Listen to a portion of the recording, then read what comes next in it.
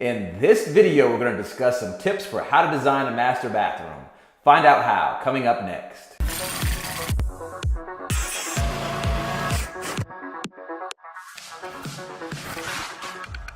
What's going on, guys? Kendall here for Renos for Pros and Joes, helping you simplify the renovation and remodeling process. On this channel, we do hands-on product tool and gear reviews, as well as renovation tip and strategy videos like this one. If you're new to the channel, consider subscribing.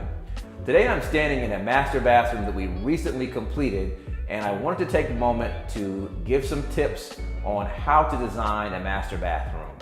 The first thing that you want to consider when you're designing a master bathroom is going to be space. If you're doing a remodel or if you're creating a bathroom out of an existing footprint, or if you're doing an addition, space is always going to be a major concern because it always has limitations. And with regards to space, you also want to be able to prioritize the three competing elements that you will typically run into, which is the size of your bedroom, the size of your closets, as well as the size of the bathroom itself.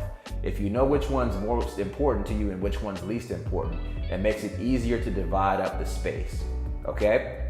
So keep that in mind. The next decision that you need to consider is which design elements will you have in the bathroom?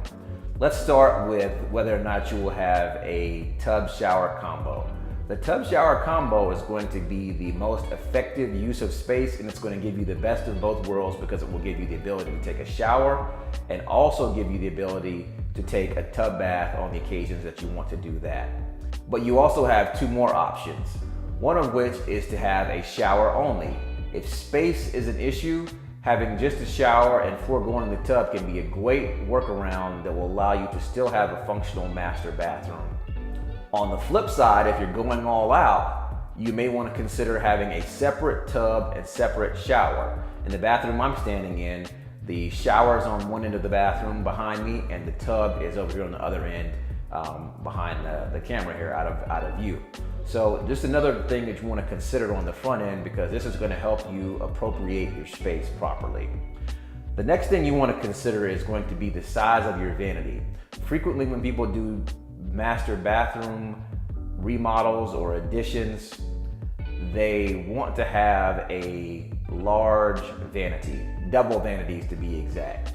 The double vanity gives you a lot more countertop space and also gives you a lot more under cabinet storage. So this is not a mystery as to why people want them. However, you also need to be concerned with the amount of space that the double vanity takes up. On a minimum, you want to probably try to stay around the 5-foot range. This is going to be the ideal size without getting too small and losing functionality. So remember, 5 feet for your double vanity. The next thing you want to consider is going to be your lavatory or your toilet. Specifically whether or not you want to have a separate room that houses that toilet. This is also frequently going to come down to space. It's an awesome design element if you've got the space to do that. It also creates a lot more privacy for the person who's using that, and also creates some additional functionality in the bathroom because it allows two people to be doing two very different things at the same time and not interrupting each other, if you know what I mean. So, something else to consider, it's also going to be a large, use of space. So make sure that before you go down the road of wanting to have the separate toilet room, to make sure that you don't need that space elsewhere. Another thing you want to consider is also going to be a bidet. This is kind of less common, generally speaking, but it's also something that I thought would be worth mentioning because some people want to incorporate that type of design feature into their bathroom, and it looks like they're kind of become more popular over recent years. So another thing to consider.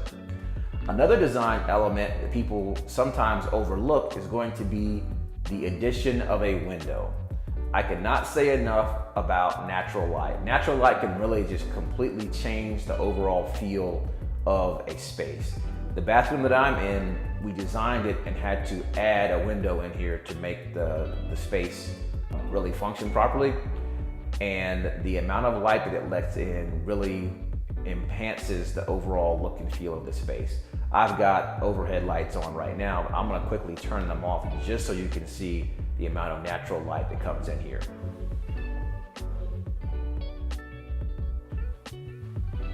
Okay, This is with all the lights off, we still have this amount of light coming in. And it's down in the afternoon.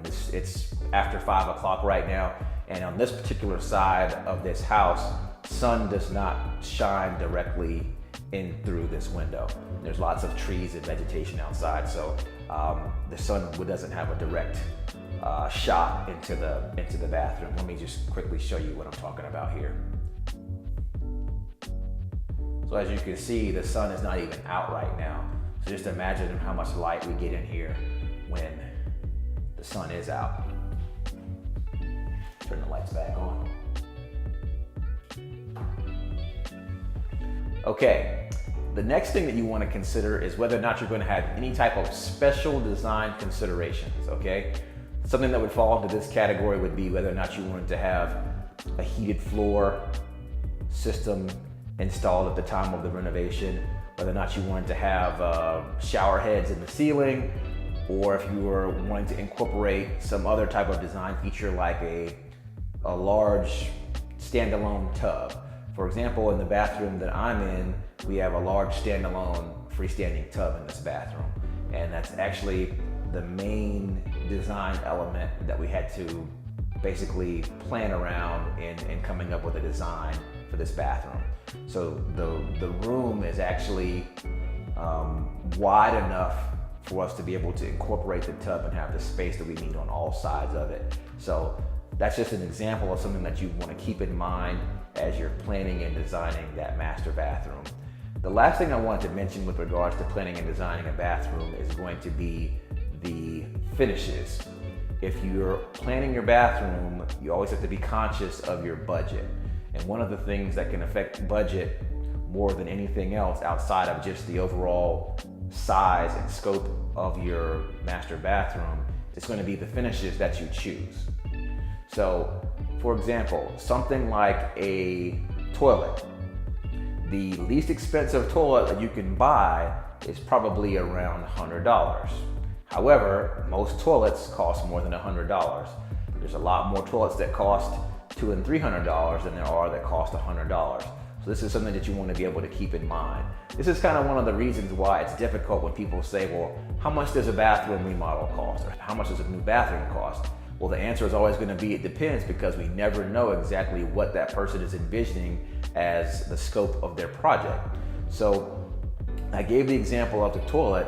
Another great example is going to be tile. If you're doing some type of floor tile or tile on your shower surround or tub surround, the price range of tile is all over the place. It starts probably around 70 or 80 cents if you can find it in a very inexpensive ceramic tile, and it pretty much goes up and doesn't have a cap on it. Especially when you start getting into natural stones and some of the more rare stones, the price is very high. So you need to have a very good idea on the front end of what type of design elements you're going to have and what type of materials you're going to use. Another thing that you want to consider is ways to be able to save and cut costs in the event that your budget gets blown out before you're able to complete your project. And one of the areas where you can save money without having to really negatively impact your project in the long run is going to be with your countertops. Countertops are one of the things that you're going to be installing towards the very end of the project. And this is why it's one of the things that would be ideal to cut back on, because you probably know by then whether or not your budget was really suffering or not. And the great thing about countertops is you don't have to really get into many other building elements to be able to remove and replace it. So if you went with something that was a lot less expensive than what you had originally planned for, you can always go back and remove the countertops and put down what you had initially planned for, and it won't be a big deal. So that's one thing to consider. Another design element that you can kind of cut back on or defer in the meantime is going to be your shower enclosure. The glass showers enclosures can be very expensive, and particularly when you're talking about frameless, you've got to do some type of design feature. The shower behind me has a glass shower enclosure, and as you can see, if you have a shower like this that you've designed that has basically a straight wall, this will allow you the opportunity to install a shower curtain until you're ready to pony up and pay for that shower enclosure. And you also have the option of being able to do some curved shower rods and things like that if you don't have a straight wall, if you've got more than one wall or corner shower or something like that. You can figure out ways to make it work that would be a lot less expensive than going forward with your glass enclosure at that time. These are just some design elements to keep in mind as you're designing your master bathroom. Hopefully you found this video informative. Don't forget to subscribe to the channel. Also be on the lookout for the bathroom design and planning ebook. When it's available, it will be linked in the description below. Thanks for watching, and I'll see you on the next one.